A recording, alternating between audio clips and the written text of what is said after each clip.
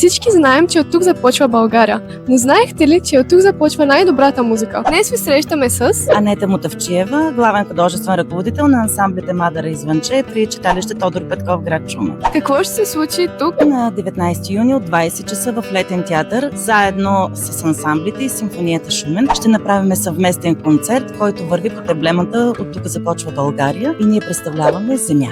Как се породи идеята за концерта? Тази година решихме за по-разнообразно представяне на концерта да включиме целите ансамбли с танцов състав, оркестър, певици и да представяме българската народна музика по един малко по-различен и по-красив начин. Кой е любимия ви като Шумен, който ви кара да се чувствате истински у дома? Вече аз не съм шуменец, но въпреки всичко тази зала е моят любим кът, защото тук всеки ден се срещам с моите прекрасни колеги, които са различни сами по себе си, свирят на различни инструменти, правим различна музика, различни концерти и всеки един концерт носи своята енергия, своето удовлетворение, което, тръгвайки си от тази зала, се тръгва с една усмивка, с едно добро настроение, за да дойде следващия ден и да допринесеш за следващото събитие. Очакваме ви 19 юни, 20 часа, Летен театър, за един по-различен и красив концерт.